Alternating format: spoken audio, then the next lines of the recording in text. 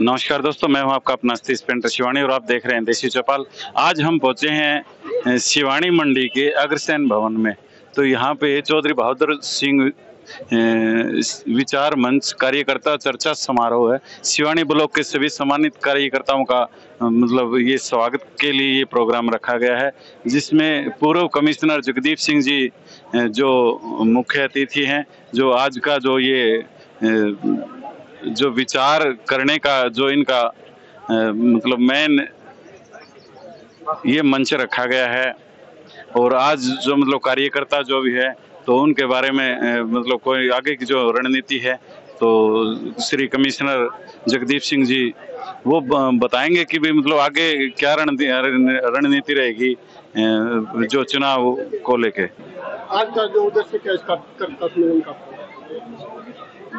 ये तो चौधरी बहादुर सिंह विचार मंच का हमने गठन किया हुआ है पिछले लगभग 2 साल से। वो एक सामाजिक संगठन है जिसके तहत हम खिलाड़ियों के लिए, लड़कियों की शिक्षा के लिए, ऑर्फन्स के लिए और फ्रीडम फाइटर्स के लिए और फौजियों के लिए उसमें काम कर रहे हैं पूरी स्टेट में, हरियाणा में। तो उस डेवलपमेंट के लिए ये मंच का गठन किया गया था।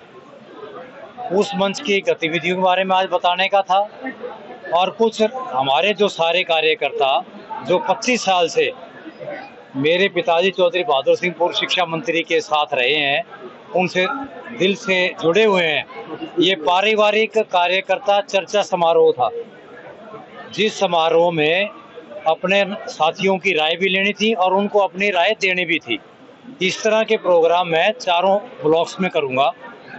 उसके बाद मैं इसका फैसला करूंगा कि अगर राजनीति में उतरना है तो किस तरीके से उतरा जाए, उनके क्या विचार हैं। अगर ये फैसला मैं नहीं करना होता तो मैं करके ही आता। जैसे कि अभी तक तो हमको लोगों से पता चला कि आप राजनीति में कूद पड़े हो, मतलब आपने पहला स्टेप क्या होता है, मतलब आपका वैसे जन्म तो आपको राजनीति के अंदर ही हुआ है, लेकिन आप हुंकार बनने में काफी समय लगा रहे हो। सबसे पहले आप ये बता दीजिए कि आप राजनीति में लोगों की नजरों में कूद चुके हो। हाँ, ये कोई दौरा मतलब तो इसमें कोई देखो, आपकी बात बिल्कुल सही है। मेरी फैमिली प्रशासनिक और एडमिनिस्ट्रेटिव ऑफिसर्स की फैमिली रही है 1947 से। 75 साल से हम लोगों की सेवा कर रहे हैं। सबसे पहले बीड़ा उठाया था मेरे ताऊ जी तो रामनारायण सिंह ने, जो IAS ऑफिसर थे और कई जिलों में DC भी रहे और अलग अलग पोस्टों पे रहे। उसके बाद मेंबर पार्लियामेंट रहे। फिर मेरे फादर थे जो प्रशासनिक अधिकारी रहे और उसके बाद मंत्री रहे 5 साल, एजुकेशन मिनिस्टर। तो फैमिली में पॉलिटिक्स तो है ही। जिस तरह एडमिनिस्ट्रेटिव और प्रशासनिक जो लीगेसी है वो हम हमारे मेंटेन करते हैं। तो आप जैसे आपने सरकारी कार्यकाल में अलकल वायु क्षेत्र के लिए आपने क्या योगदान दिया है? शिवानी के लिए स्पेशल आप शिवानी आज सम्मेलन में आए, शिवानी के लिए आपका क्या योगदान रहा है? शिवाना के योगदान तो आपके सामने ही था। मैं एज कमिश्नर या SDM ऑफिस में, कोर्ट में कार्यकर्ताओं की और जो आम जन है, गरीब लोग हैं, उनकी समस्याएं सुनने आया था मैं। महिलाओं की, गरीब लोग हैं, किसान हैं, व्यापारी हैं। एज कमिश्नर पहले ही शायद विजिट होगी किसी कमिश्नर की सब डिवीज़न लेवल पर, और यहाँ बैठ के उसने शिकायतें सुनी हो और उसमें 350-400 लोगों की शिकायतों का समाधान भी किया। लोगों को लाभ भी मिला उसका। 50-60 मैंने अधिकारियों को फ़ोन भी किए और कुछ काम वहाँ मौके भी करवाए तहसीलदार से और SDM से। लेकिन उससे अगले दिन ही मेरी ट्रांसफ़र होगी, तो उसका तो मैं कुछ नहीं कर सकता। आपकी पार्टी कौन सी रहेगी? आपकी पार्टी का जो निर्णय है ये हमारे कार्यकर्ताओं का जो मेजोरिटी डिसीजन होगा, जो मेजोरिटी डिसीजन हमारे कार्यकर्ता मेरे को कन्वे करेंगे तीनों ब्लॉकों की मीटिंग के बाद, और फिर इंडिविजुअल हर गांव की विजिट करने के बाद जो मेजोरिटी डिसीजन होगा उसको मैं इम्प्लीमेंट कर दूंगा। मैं वर्करों के और कार्यकर्ताओं जो पुराने 25 साल से हमारे परिवार के साथ आत्मिक रूप से जुड़े हुए हैं, उनका जो निर्णय होगा वो ही सर्वोपरि होगा और उसी को मैं अमल में लाऊंगा। और मेरी जो मंशा है वो इलाके के लिए काम करना और एक विजन के साथ उतरना, ना कि 50 साल बाद भी लोग गली और नाली और सड़क और स्कूल की 4 दीवारी के लिए संघर्ष करें। हमें विकास और रोजगार, भ्रष्टाचार मुक्त प्रशासन ये चाहिए। रोजगार के बिना लोग बच्चे पढ़ रहे हैं, क्या करेंगे ये? इसमें सबसे बड़ा तो आपका कहने का उद्देश्य ये है कि बेरोजगार की समस्या बहुत मोटी है। बिल्कुल। सबसे पहले आप उस पे हमने एक विजन प्रोजेक्ट रिपोर्ट तैयार की हुई है, जो काफ़ी रिसर्च करने के बाद वो रिपोर्ट तैयार हुई है। एज ए कमिश्नर आपने पूरा मतलब हरियाणा का मतलब आपको पता किस तरह से चल रहा है, आपने कुछ कमियां भी लगी हुई उनको सुधारने में, आप राजनीति में अगर आप आते हो तो उसका भी काफी इफेक्ट देखने को मिलेगा। देखो, सिस्टम को जानने वाला ही सिस्टम बदल सकता है और सिस्टम को जानने वाला ही सिस्टम चला सकता है। एक अधिकारी के रूप में जो 33 साल मैंने क्लास 1 ऑफिसर के रूप में यहाँ सेवाएं दी हैं पूरी स्टेट में, और मेरे ख्याल में 25 डिपार्टमेंट्स में मैंने काम किया है, तो इससे ज़्यादा एक्सपीरियंस तो हो नहीं सकता किसी को। और पहले दिन ही हम काम शुरू कर देंगे, अगर भगवान ने चाहा और लोगों ने चाहा और कहीं कोई पद मिलता है तो पहले दिन से कार्य शुरू हो जाएगा विकास का और प्लस जॉब्स का। उसके लिए हमारे पास प्रॉपर एक विजन तैयार है, जो एक पूरी 300 पेज की एक रिपोर्ट है, उसको हम इम्प्लीमेंट करेंगे। ये मेरी मंशा है। ये हम कह सकते हैं कि आपका मतलब जन्म से भी आपका एक्सपीरियंस रहा है राजनीति का, और वैसे भी आपको पब्लिक की knowledge as a commissioner Haryana में रहे हो, वैसे भी आपको पूरी मतलब आम जन की समस्या का आपको पता है। तो आप अगर इसमें अगर अब राजनीति में आते हो तो सबसे पहले क्या करें जो आप करना चाहेंगे? पहले कार्य है तो रोजगार, विकास और रोजगार, 2 मुद्दे रहेंगे।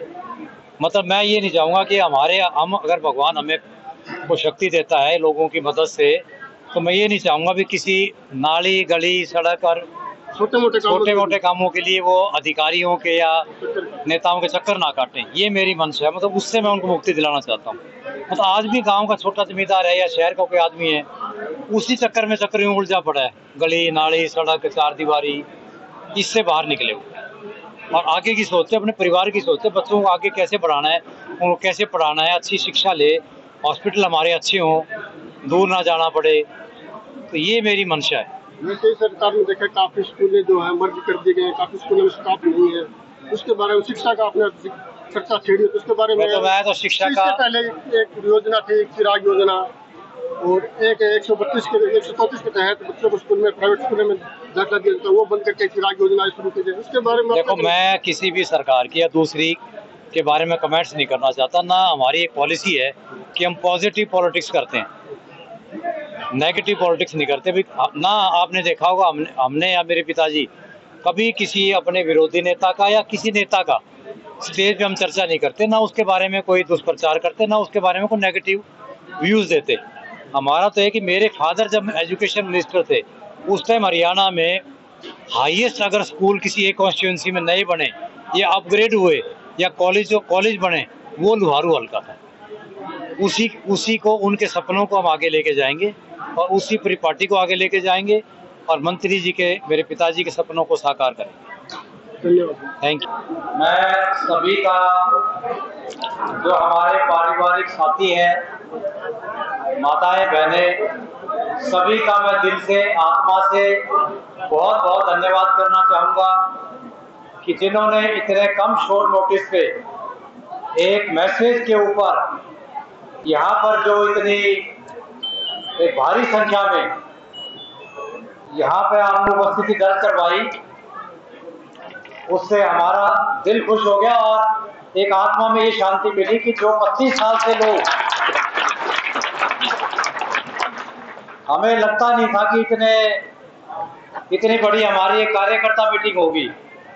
मतलब ये तो सिर्फ एक हमने, जो आप देख रहे हो भाई, चर्चा समारोह किया था, वे जो मेन जो कार्यकर्ता थे उनके पास मैंने मैसेज करे, व्हाट्सएप भेजे, उसी कारण से। और सबसे बड़ी हमारे मीटिंग्स की एक खासियत रहती है हमेशा ही, हमारे सारे साथी हैं, हमारी बहनें भी हैं, कि किसी भी मीटिंग में हमने किसी को कोई साधन उपलब्ध नहीं कराए कभी भी। और ये मैं आपको गर्वान्वित फील करता हूँ, महसूस करता हूँ कि हमारे साथी सारे लोग अपने साधन से, अपनी इच्छा से, अपनी आत्मा से हर प्रोग्राम में शामिल हुए, चाहे मंत्री जी के प्रोग्राम होते थे चाहे मेरे होते थे। ये कोई हमारी पेड़ भीड़ नहीं है कि भाई पैसे पूसे दे के या खर्चा करके अपना भीड़ इकट्ठी करनी है। ये वो लोग हैं जो 25 साल से 30 साल से हमारे परिवार के साथ, चौधरी बहादुर सिंह जो मंत्री थे हमारे पिताजी, उनके साथ जुड़े हुए हैं। अब मैं सारे जो हमारे युवा साथी हैं, बुजुर्ग हैं और जो हमारे पारिवारिक साथी हैं, उनको ये कहना चाहूँगा कि जिस तरह महिलाएं जो बैठी हैं कुछ बुजुर्ग भी हैं, कुछ दूसरी हैं, आप इनको एक नॉर्मल महिला मानने का गलतफहमी ना करना। ये ऐसी बहनें और माताएं हैं मेरी जिनको मैं खुद 25 साल से जानता हूँ, मतलब जिन्होंने, ये नॉर्मल वोटर नहीं है, ये हमारी, मेरे पिताजी की संघर्ष के दिनों में जो कंधे से कंधा मिलाकर इन्होंने गांव में घर घर जाके जिन महिलाओं ने काम किया, ये वो महिलाएं हैं। तो मैं इनको स्पेशल आशीर्वाद देना चाहूँगा और इनका विशेष धन्यवाद करना चाहूँगा, क्योंकि रैली में ये होता है भी आप लेडीज गांव से बुलाई बिठा ली, लेकिन ये सब सक्रिय कार्यकर्ता और एक्टिव पॉलिटिक्स करने वाले लोग हैं। दूसरा, मैं 36 बिरादरी के हमारे साथियों ने, बुजुर्गों ने, हमारी माताओं बहनों ने जो अपना आशीर्वाद दिया, अपना साथ दिया, उसके लिए मैं दिल से उनका शुक्रिया अदा करता हूं। कितना बड़ा सम्मान कि हर जाति, जिसको आप 36 बिरादरी कहते हो, वो सारा अगर सम्मान करे तो इससे बड़े गर्व की बात मेरे लिए हो नहीं सकती।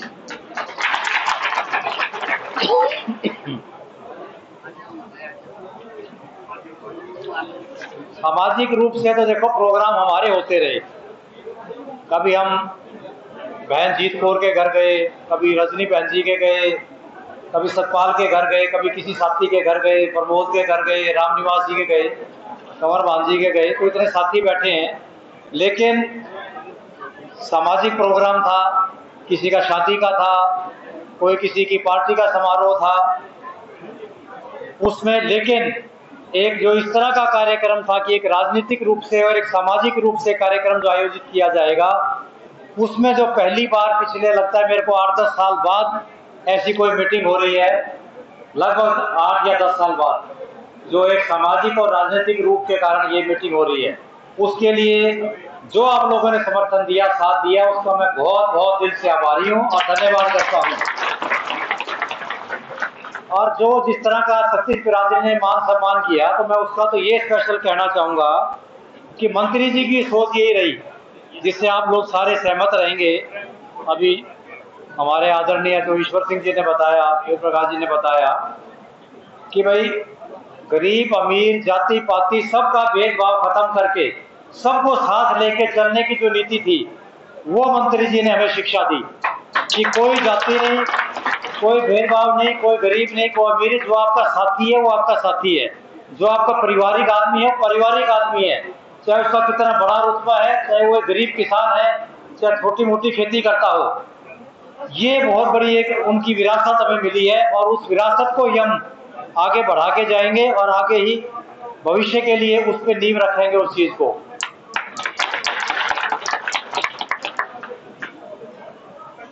दूसरा, जैसे आप देख रहे हो, ये भी कार्यकर्ता समारोह और चौधरी बहादुर सिंह विचार मंच, मंत्री जी हमारे बीच से मई 2021 में चले गए थे। उसके बाद हमने 6 महीने बाद एक विचार मंच का गठन किया, जो पूरी स्टेट में, पूरे हरियाणा राज्य में सामाजिक कार्य, लोगों की भलाई के कार्य लगातार कर रहा है, जिसमें खिलाड़ियों के लिए, उसके अंतर्गत हमने लगभग 3,500-4 हजार खिलाड़ियों का, जिसमें ज्यादातर लड़कियां और महिलाएं थी, उनको इक्विपमेंट देने, उनको ड्रेस देनी, उनको जूते देने, उनका कहीं खेलने जाना है उसको टिकटें प्रोवाइड करना, यहाँ तक का उनका काम किया। उसके साथ पूरे हरियाणा राज्य में महिला शिक्षा के लिए विशेष काम किया, जो मंत्री जी की नीति रही। हरियाणा में जो मंत्री काल था उनका 2000 से 2005 तक, हरियाणा के सबसे ज्यादा स्कूल अगर किसी एक हल्के में बढ़े, वो लुहारू हल्का था और मैक्सिमम स्कूल वहां बनाए गए। छोटी छोटी ढाणियां जहाँ 20-20 घर थे, 10-10 घर थे, वहां भी स्कूल ये कह के बनाए गए कि हमारे छोटे बच्चे हैं 1ली से 5वीं तक के, इनको कहीं दूसरे गांव में न जाना पड़े और घर के नजदीक ही उनको शिक्षा उपलब्ध हो। तो ये उनकी सोच रही, जबकि लोगों का कहना होता था कि ये ढाणियों के स्कूल सारे बंद हो जाएंगे। उसके बाद जो अंग्रेजी स्टार्ट की, कंप्यूटर शिक्षा, अब नैतिक शिक्षा, जिसके लिए सारे लोग ये शोर मचा रहे हैं कि बच्चों में ज्ञान नहीं है, बच्चों में नैतिक शिक्षा का अभाव है, वो आज से उनकी सोच थी, आज से 23 साल पहले जब उन्होंने लागू की, भाई बच्चों को मॉरल एजुकेशन सिखाई जाए ताकि उनको पता हो कि माँ बाप की कैसे सेवा करनी है, अपने साथियों की कैसे इज्जत करनी है, पढ़ाई करनी है, परिवार को कैसे बांध के रखना है और परिवार को जोड़कर आगे बढ़ाना है। किसी के बारे में दुष्प्रचार नहीं करना, किसी की बुराई नहीं करनी है, सबको मिलकर चलना है समाज के अंदर। और वही पॉलिसी हमने रखी है। हम किसी के साथ भेदभाव कुछ नहीं है, हमारी उस टाइप की नीति नहीं है कि मैंने अगर किसी अपने खास साथी को, अब राम निवास जी खड़े हैं तो इनके साथ कोई दूसरी पार्टी का नेता अगर इनके घर आ गया या इनके साथ जूस पी रहा है रेडी के ऊपर और मैं देख लूं और मैं कहूं नहीं भाई ये तो मेरा दुश्मन हो गया। राजनीति में कोई दुश्मन नहीं है, जो आपके साथ है वो आपका साथी है। दुश्मनी किस चीज की? जो आपको अच्छा लगता है उसका समर्थन करो। मैं तो सबको कहता हूँ पूरे तीनों ब्लॉक्स में, भाई हमारे से बेहतर, हमारे से भी अच्छा अगर कोई आदमी है, कोई नेता है जो आपकी सेवा कर सकता है, आपके काम आ सकता है, तो उसका समर्थन कर दो, मेरे को कोई आपत्ति नहीं है, बशर्ते कि उसकी नीयत, नीति और सारा सिस्टम उसका अच्छा होना चाहिए, हमारे से पढ़ा लिखा हो, ज्ञान हो और काम करने की उसमें इच्छा शक्ति हो। हमारा परिवार पिछले 75 साल से, मैं दावे से कहता हूं, जब से हिंदुस्तान आजाद हुआ उस दिन से समाज की, हमारे स्टेट की, जिले की और विशेष तौर पर लुहारू हल्के की सेवा करता है। 1947 में मेरे ताऊ जी जो राम नारायण सिंह जो डीसी थे, बाद में एमपी बने, उनका 1947 में वो तहसीलदार लगे थे पहले। आप ये देख लो, जो 1947 से लेके आज तक लगातार लोगों के साथ, लगातार लोगों के समर्थन में उनके काम करते आए हैं। और जब हरियाणा बना 1966 में, उस दिन से लेके लगातार हमारे इलाके को तो विशेष तौर पर उन्होंने अपनाया और लगातार नौकरियां देने का काम, ये आज से नहीं मंत्री जी ने, आप सोच रहे हो कि 2000 से शुरू किया। 1966 में मेरे ताऊ जी तो राम नारायण सिंह जब डीसी थे, ट्रांसपोर्ट कमिश्नर रहे, चकबंदी के अधिकारी रहे, अलग अलग फील्ड में रहे, उन्होंने लगातार अपने आदमियों को अलग अलग क्षेत्रों में काम किया। और मंत्री जी ने 1970 में नींव रखी थी नौकरियां लगाने की। सबसे पहले उन्होंने सरकारी बैंकों में सैकड़ों बच्चे नौकरी लगाए, शुगर मिलों में सैकड़ों बच्चे नौकरी लगाए, और उसमें रोहतक में, पानीपत में, करनाल में और कहाँ अपने साथियों के बच्चों को। और जबकि उस टाइम तो ये दूर दूर तक भी सोच नहीं थी कि चुनाव लड़ेंगे कभी हम। जब से आप लोगों के साथ एक सामाजिक रूप से, पारिवारिक रूप से और एक घर की तरह मानते हुए उन्होंने, उनका ये नियम था शुरू से, मेरे ताऊ जी का भी और चौधरी बहादुर सिंह मंत्री जी का, कि चुनाव, ये मैं बात बता रहा हूँ 1975 की, 80 की, 85 की, 90 की, जब कोई सोचते नहीं थे हम। अगर किसी ने यूं कह दिया कि मैं लुहारू से आया हूँ, मैं भिवानी से आया हूँ, उसका यही कहना काफी था। उसके बारे में ये कभी नहीं पूछा कि भाई तू कौन है, किस गांव का है, किस जाति का है, क्या है, फलाना। सबका एक निष्पक्ष रूप से काम किया। और वो ही काम मैंने अपनी नौकरी के दौरान रखा। मैं 33 साल के करीब मैंने जॉब करी, जिसमें मैं क्लास 1 अधिकारी के रूप में एसडीएम, डीसी, कमिश्नर हर पोस्ट पे रहा। और वो पोस्ट ऐसी थी जो ना कि एक हल्के की होके 5-5 जिलों के ऊपर एज कमिश्नर काम किया, जिसमें 25-25 एसडीएम या इतने ज्यादा अधिकारी थे और अनेकों उसमें एमएलए शामिल थे। वहां भी मैंने काम करके देखा। उसके अलावा कम से कम 25 महकमों में, कोई ट्रांसपोर्ट का, कोई वित्त विभाग, डेयरी का, पंचायत का, एससीबीसी का, समाज कल्याण का, ऐसा कौन सा विभाग है जिसे मैंने काम नहीं किया। ये ज्ञान ही है जो मैंने विभिन्न स्थानों पर बिना और नौकरियों में जो हासिल किया, और जो मैंने प्रेरणा मेरे ताऊ जी से एज डीसी रहते हुए और मेरे पिताजी से ग्रहण करी, वही मैंने डिलीवर करने की कोशिश करी अपने हल्के में, अपने साथियों के सम्मान के साथ और इज्जत के साथ काम किया, सम्मान के साथ और पूरे इज्जत के साथ। कोई भी एक आदमी पूरे इन 3 ब्लॉकों में, पूरे हल्के में, ये मैं दावे से कह सकता हूं कि कोई भी आदमी उसने वोट दी नहीं दी, मेरे पिताजी के साथ था नहीं था। कभी हमने ये नहीं पूछा भाई तेरी क्या कास्ट है, तेरी क्या जाति है, और उसको पूरे मान सम्मान के साथ उसके सामने काम करने की कोशिश करी। सामने फोन करे उसका पूरी, अगर कोई बच्चा पेपर देने गया चंडीगढ़ के अंदर, वो चंडीगढ़ जाते हैं। किसी बच्चे को जानता है नहीं जानता, अगर उसने फोन कर दिया या शिवानी लोहारू बहल से टेलीफोन आ गया तो उसकी सारी व्यवस्था का जिम्मा मैंने पिछले 25 साल में लगातार रखा, किसी को दिक्कत नहीं आने दी। और अगर चंडीगढ़ या मेरे पास आके अगर किसी को इस टाइप का खर्चा करना पड़े, दुखी होना पड़े, तो फिर हमारे अफसर रहने का फायदा क्या है। और इसीलिए मैं जब यहाँ कमिश्नर लग के आया और मेरा पहला प्रोग्राम शिवानी में था, जो आप सबको ध्यान है, जो हमारे साथ जो आज सारे, मैंने स्पेशल कहा था कि भी आज सिर्फ शिवानी का प्रोग्राम है, लोहारू और बहल के साथी मेरे को माफ करें, वो उन ब्लॉक का प्रोग्राम अलग होगा उनके इलाके में, जब वहां प्रोग्राम होगा जब भी वो आए। तो आज 99% यहाँ हमारे शिवानी ब्लॉक के 40 गांव के सम्मानित और पारिवारिक लोग यहाँ हाजिर हैं। तो जब मैं यहाँ शिवानी में एज कमिश्नर, शायद कोई भी कमिश्नर आज तक उपमंडल अधिकारी के कार्यालय में बैठ के शायद शिकायत मेरे को नहीं लगता कभी सुनोगे, पटवारी जी भी खड़े हैं यहाँ पे, कोई नहीं होगा ऐसा, डीओ साहब बैठे हैं यहाँ पे। उस दिन मैंने कम से कम 350 लोगों की शिकायतें सुनी, उनका समाधान करवाया, 50-60 फोन करे अधिकारियों को जो यहाँ हाजिर नहीं थे, इनका ये काम है, ये काम है।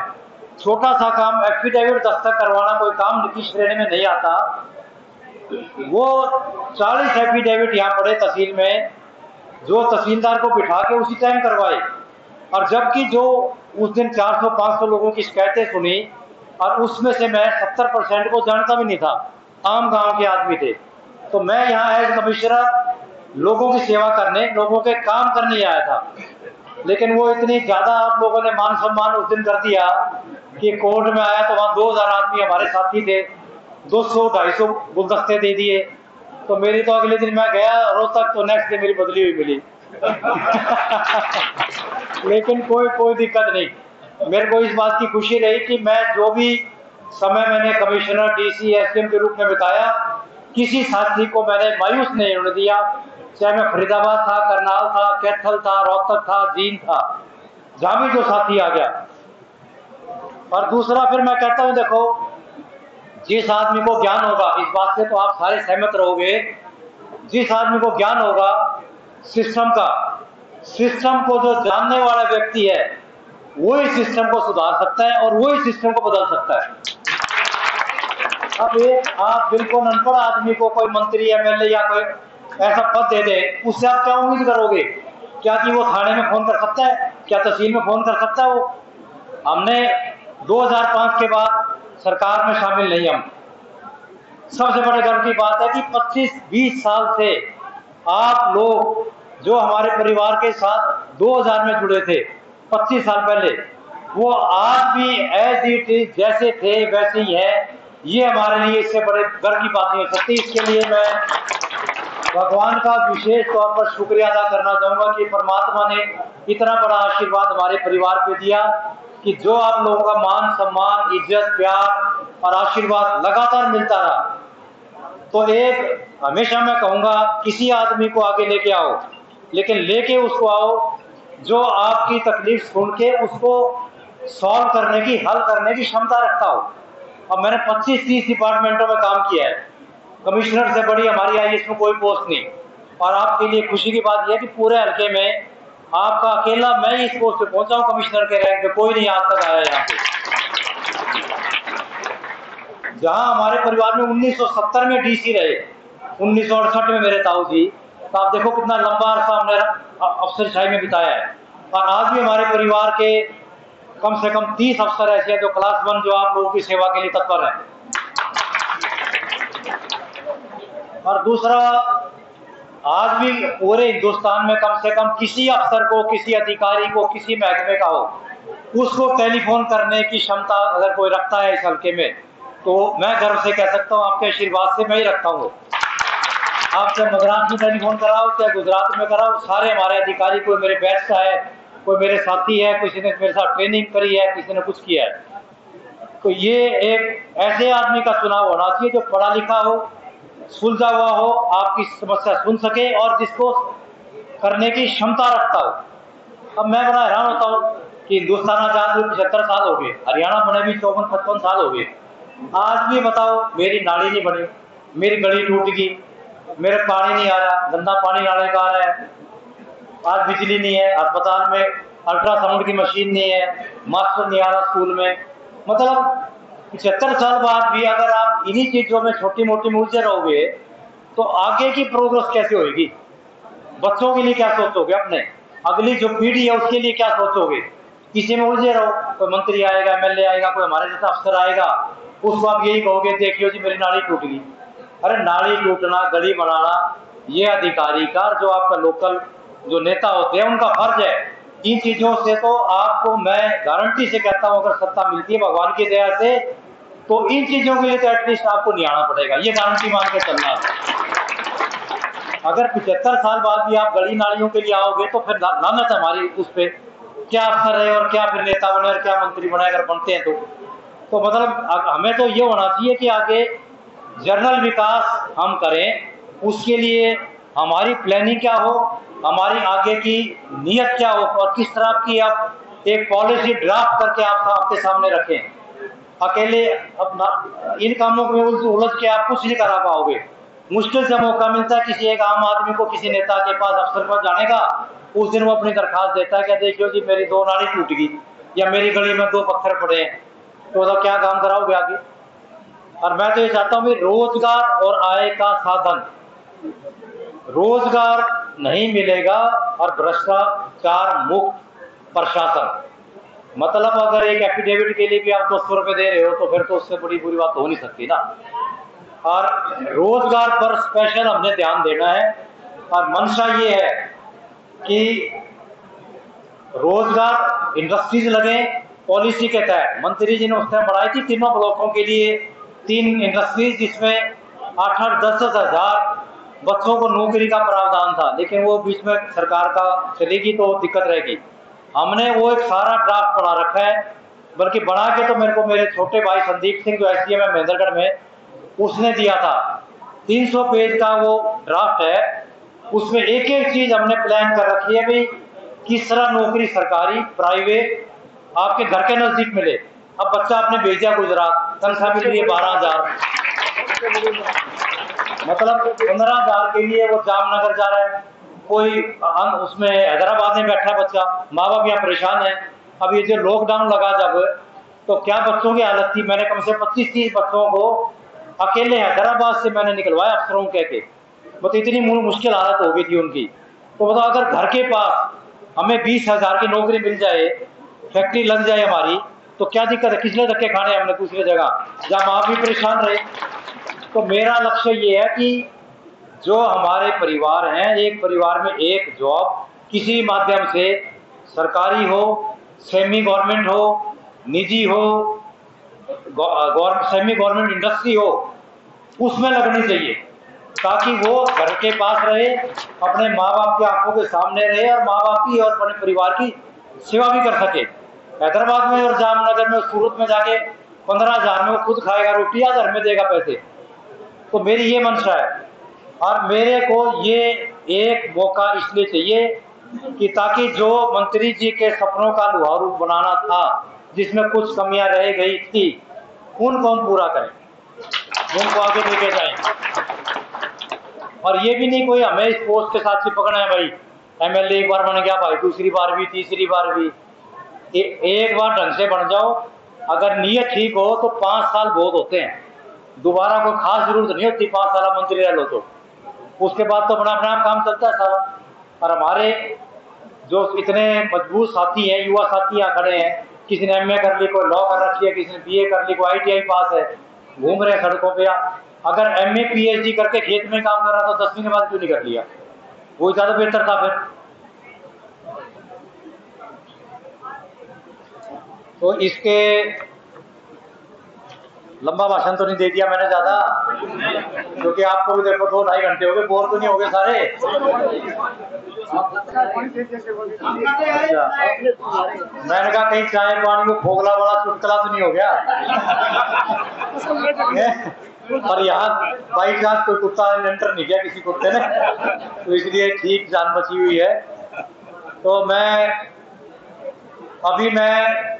हमारे तीनों ब्लॉकों की इसी टाइप की एक पारिवारिक कार्यकर्ता मीटिंग करूंगा, जो हमारे परिवार के जो आप साथियों की माताओं की, बहनों की जो कार्यकर्ता हैं और जो जुड़े हुए हैं, जिन्होंने काम किए पिछले 25 साल में, उनकी एक मीटिंग बुला के, वो मेरी 3 ब्लॉक में और करूंगा मैं, तो वो हमारे अगले 2 महीने में कंप्लीट हो जाएगी। उसके बाद मैं फिर इंडिविजुअली गांव में बातचीत करके अपने साथियों से आपके पास मैं खुद आऊंगा और वहां बैठ के आप लोगों के साथ चर्चा करेंगे, बातचीत करेंगे और उसके बाद मैं निष्कर्ष निकालूंगा कि कहां से इलेक्शन लड़ना है। लड़ेंगे जरूर, ये कंफर्म है। मतलब आपको मायूस नहीं होने देंगे कि भाई हमने कोई गलत चुनाव किया या गलत फैसला किया। आलीशान फैसला आपकी सहमति से, मतलब जो हमारे 70% 80% वर्कर कहेंगे वो फैसला लूंगा मैं, चाहे ठीक हो चाहे गलत हो, कोई दिक्कत नहीं। अगर मैंने फैसला करना होता तो फिर मैं आज अनाउंस ही नहीं कर देता।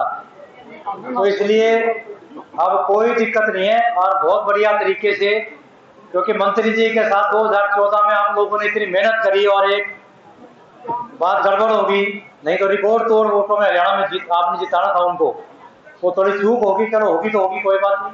जब भगवान ने लिखा है और किस्मत होगी जब भी आदमी सत्ता में आता है, जीतता है या जो भी उसको सिस्टम बढ़ता है।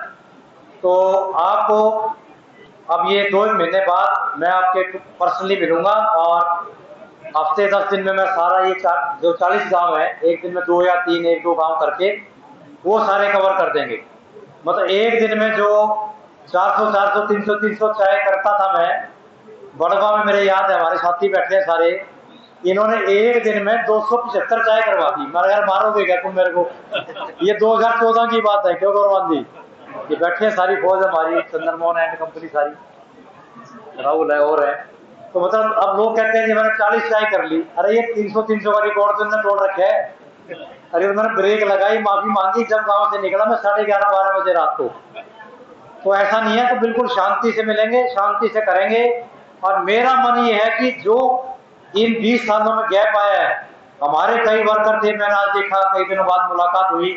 अब जो 25 साल पहले बिल्कुल जवान और जोशीले थे, अब थोड़ी सी देखो एज के साथ फर्क तो पड़ता ही है। अब उनके बच्चों का सेट करना, उनके आगे पीढ़ी को लेके जाना, वो किसका काम है?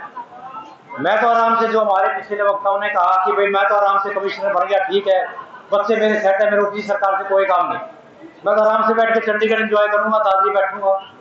लेकिन जो लोगों ने 25 साल अपने जीवन के कीमती 25 साल या 20 साल या 15 साल हमारे परिवार के लिए समर्पित किए हैं, उनके लिए फिर कौन सोचेगा? वो सोचने का काम हमारा है। अगर मैं बीच में छोड़ के चला गया तो फिर उसका रिजल्ट क्या निकलेगा? तो इसलिए दोबारा मैं सबका बहुत बहुत धन्यवाद करता हूं। और एक मंत्री जी के बारे में 2 पंक्तियां कहना चाहूंगा। सत्य, सादगी, सदाचार, परोपकार, दया, ईमानदारी का लेकर सहारा, महिलाओं, अभावग्रस्त और कृषक समाज में व्यतीत कर दिया उन्होंने जीवन सारा। दूसरा, जो मंत्री जी एक समर्पित व्यक्तित्व थे। अरे भाई को फोटोग्राफर ने फोटो खींच लो, मेरा भाषण खत्म होने वाला है। ये आपके बदली उनको बैठे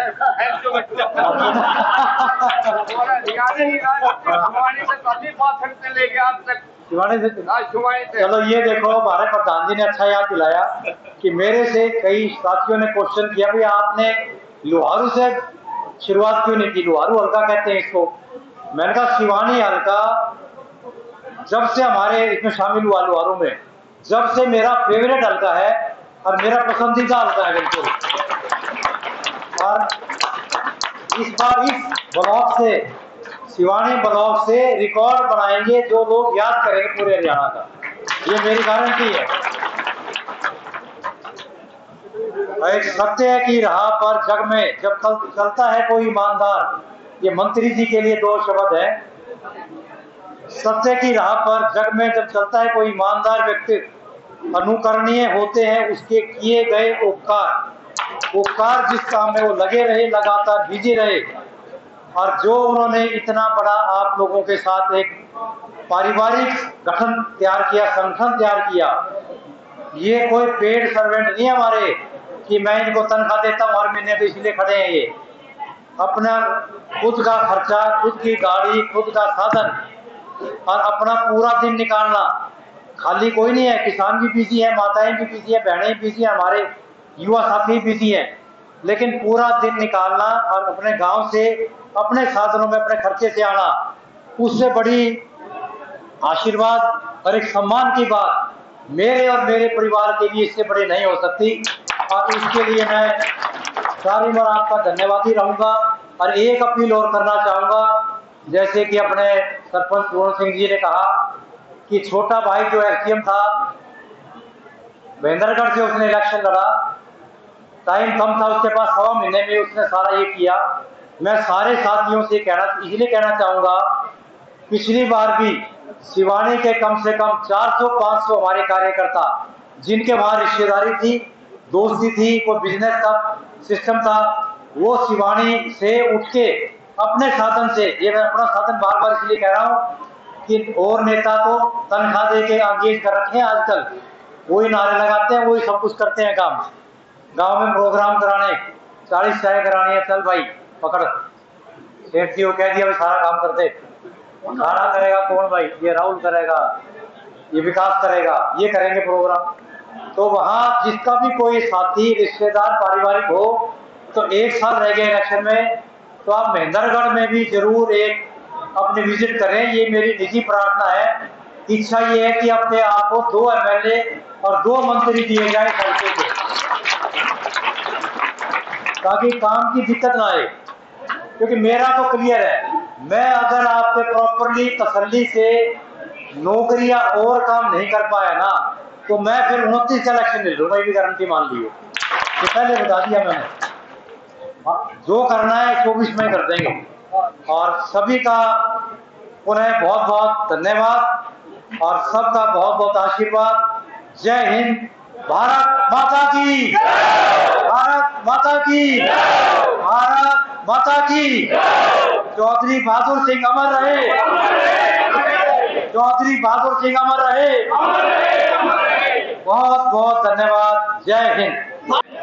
हजारों की तादाद में, मतलब काफी संख्या में यहाँ पे मतलब लोग आए हुए हैं और बहुत ही अच्छे तरीके से इन्होंने, जो पूर्व कमिश्नर जगदीप सिंह जी है, जो इनका कहना है कि ये शिक्षा पे, स्वास्थ्य पे और जो भी मतलब किसी भी कार्य में, क्योंकि एक अनुभवी आदमी जो है वो ही मतलब अपने सिस्टम को सुधार सकता है, क्योंकि जो आईएएस होते हैं वही सरकार चलाते हैं और जो सरकार में जो योगदान रहता है वो मतलब आईएएस जो अधिकारी होते हैं, तो वही जो जगदीप सिंह जी का जो कहना है, तो इनका यही कहना है कि सरकार अगर इनको मौका देती है या फिर मतलब लोग जो इनको मौका देते हैं, तो वो किसी भी तरीके से वो चुकेंगे नहीं और लोहारू हल्के का वो विकास करेंगे। तो अभी आप देख रहे थे देसी चौपाल और मैं हूँ आपका अपना सतीश पेंटर शिवानी।